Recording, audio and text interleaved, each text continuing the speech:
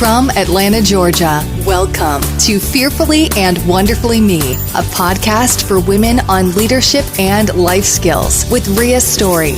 Rhea shares powerful life and leadership principles, helping you maximize your potential and become the woman God created you to be.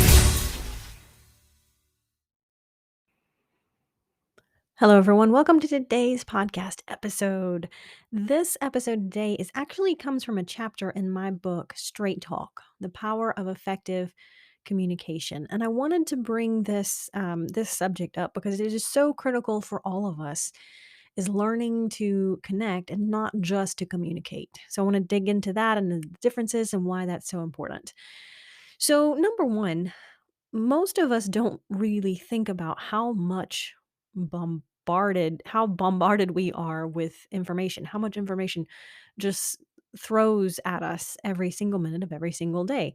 I read somewhere that on average we're exposed to 35,000 messages of some type every single day. Communications of every kind bombard us, and that's Facebook and your news feed or social media, Instagram.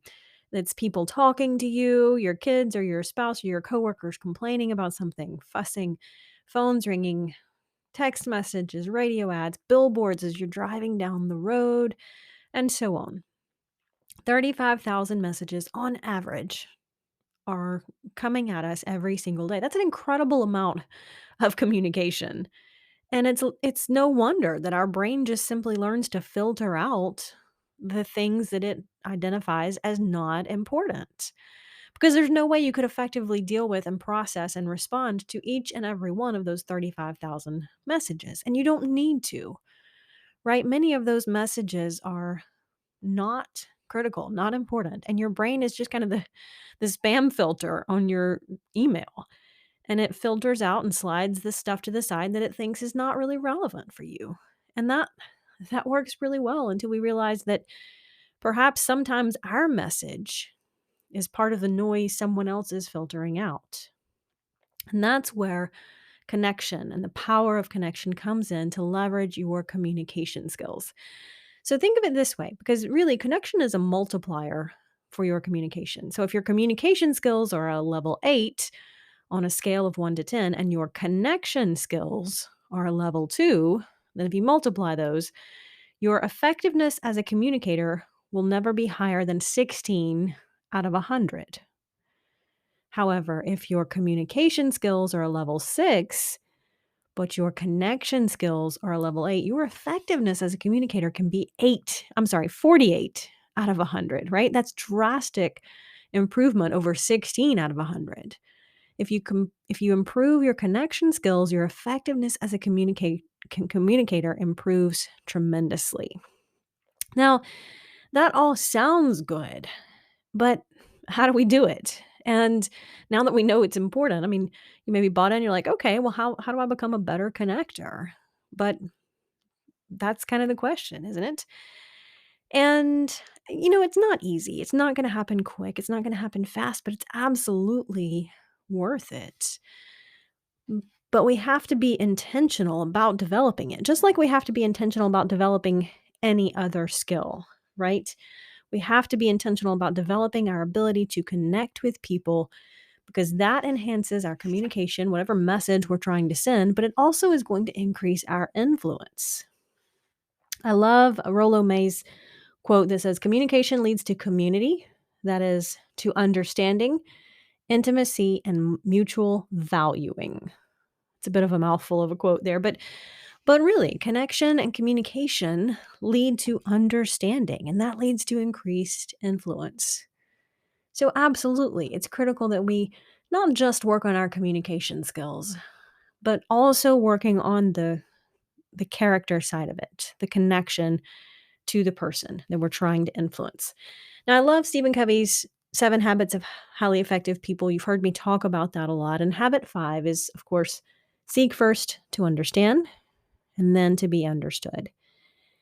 And that's number one of the most powerful ways that we can learn to increase our connection to someone is listen first. But that's much easier said than done, of course. Being able and being willing to pause our thinking and our message and our intentions and simply truly authentically listen to the other person is difficult. We've all had that moment where you've I'm sure you've experienced that. You meet somebody and maybe you shake their hand and they give you their name, and then 3 seconds later you're thinking, "What was their name? What was their name? I forgot their name." And you're like, "How did I forget their name within just 3 seconds?" But really, you were so intent on what you were going to say when you met the person that you weren't focused on truly listening, and therefore you just weren't paying attention with that part of your brain. Or maybe you're, in a meeting and someone starts talking and maybe you feel like they're droning on and it's a redundant point, and sooner or later your brain starts to tune out and you're thinking about your errands after work, your grocery list. I've got to get the kids a new pair of soccer cleats, whatever it is. You find your attention drifting and you're not truly listening. And that's one of the reasons that truly listening to people is a powerful connector, because most of us aren't doing it. Most of us are listening with the intent to reply. When someone's telling you about their vacation and you can't wait for them to be quiet so you can tell them about yours. "Oh yeah, I was there last year. We took a trip to the same beach," and so on, etc. Now, there's nothing bad about that. My point here is just realizing that communication is critical, but even more so is our connection skills, our ability to connect with a person at a personal level, because that multiplies our communication skills. The message itself is about information, right? How we are communicating is about the connection. And you've heard me talk before about the difference between character and competency. Actual, just true communication skills, whether that's crafting an email or writing a letter, that's a communication skill, that's a competency. But how you do it, and if you take the time to connect to the other person before you do it, is all about your character.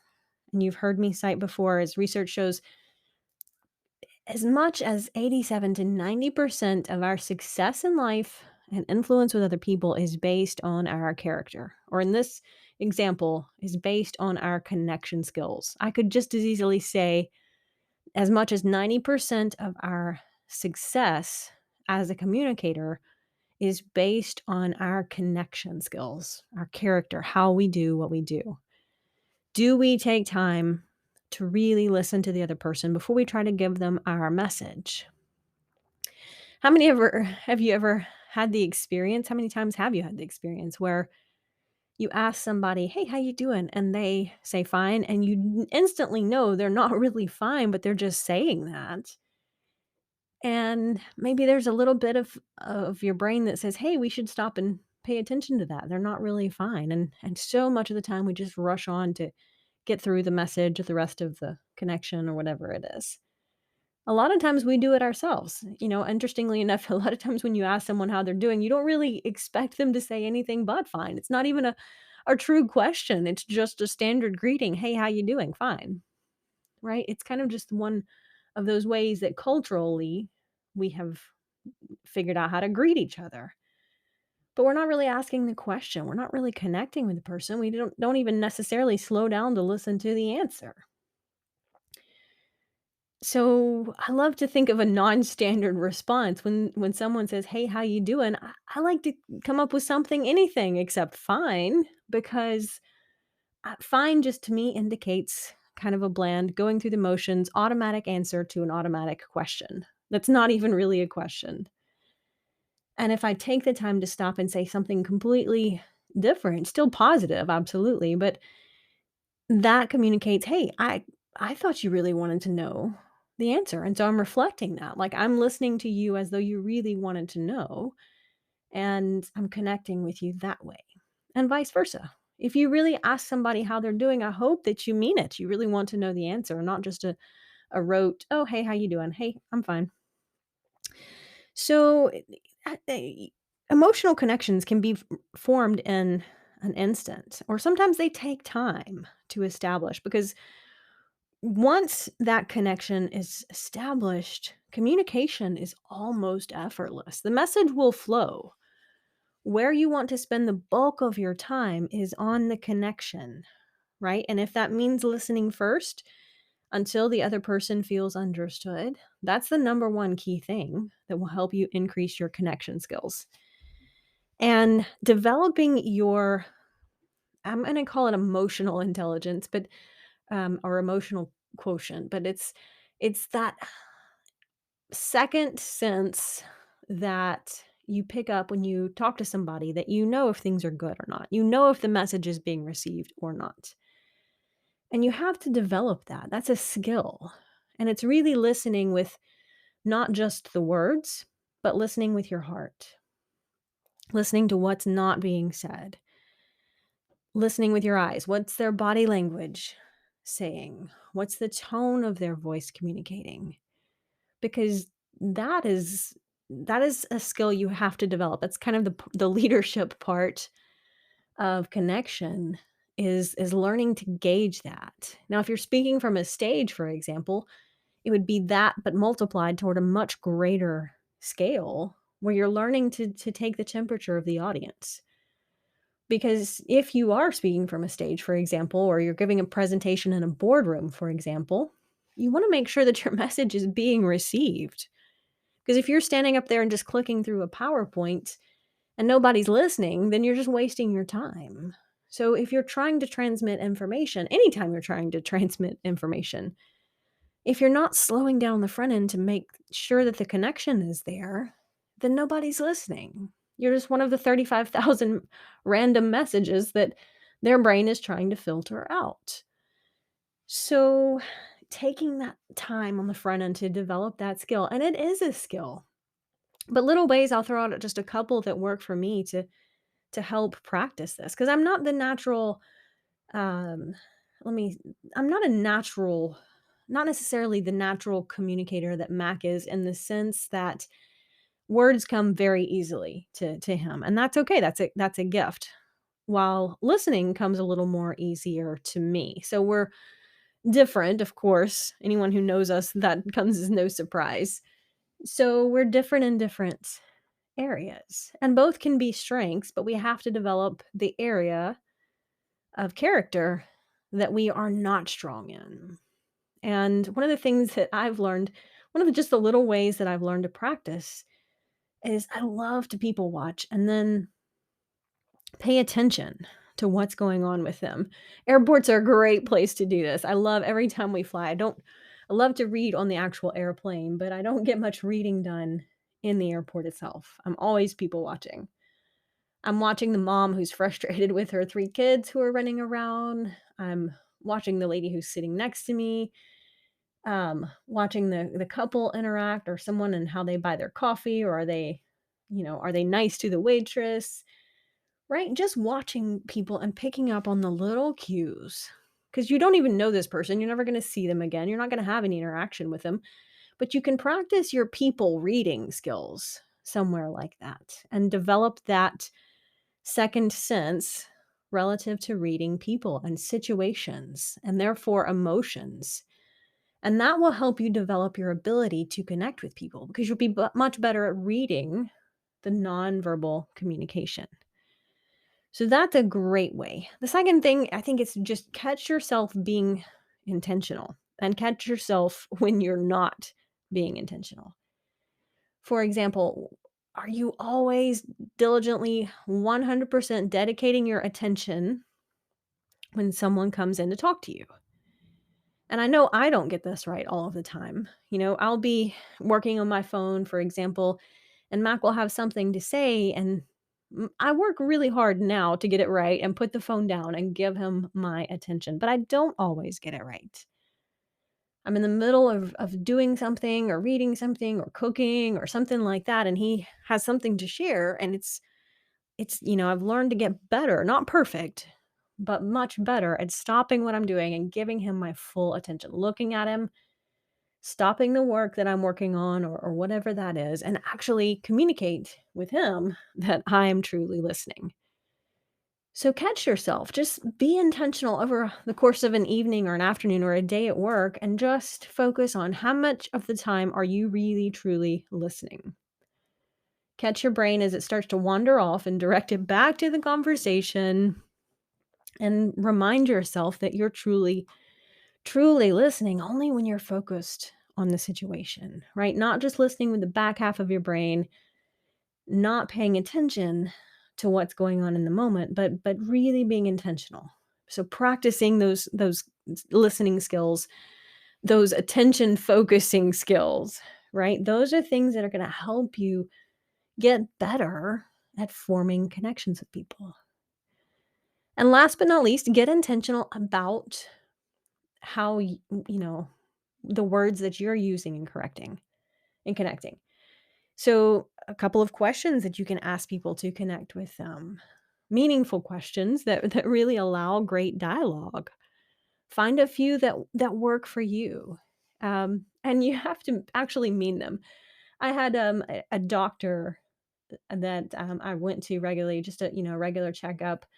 And so I'd go to the office, once a year for a regular checkup. And it was interesting because I noticed the nurse who worked there, and she'd been there a couple years, so I'd seen her a few times. But, I would come in and she would, do the regular blood pressure, weight, that kind of thing. And she would ask me, "Well, have you been anywhere on vacation lately?" And that was a great question. It was, allowed for some dialogue just to kind of get to know you, kind of some little, comfortable talk, connecting. And I thought, oh, that's pretty cool that she's actually interested in that. Well, then the funny thing is once I get done with the nurse and then I go to the exam room and the doctor comes in and she says, "Well, have you been anywhere cool on vacation lately?" And I thought, you know what? That nurse has heard the doctor use that. Now, it's great that she's picking up on that as a way to connect, but it kind of was a little repetitive, right? And so the funny thing is though, I go back a year later for the next checkup and the same thing happens, right? The nurse is like, "Oh, have you gone anywhere cool on vacation lately?" And then the doctor says, "Hey, have you gone anywhere neat on vacation?" And so it was kind of funny from my perspective because I see they get the concept of connecting to the patient, but they're kind of just going through the motion with the same question. Or maybe they have a couple of routine questions they cycle through, and I just happen to get the same one all 4 interactions, with them. But it would suggest to me that they kinda just had the one go-to question. So nothing wrong with having a couple of questions that help you get to know someone or help you emotionally connect with them, but make sure that it's authentic and you're not just picking up a question and not necessarily paying attention to the answer.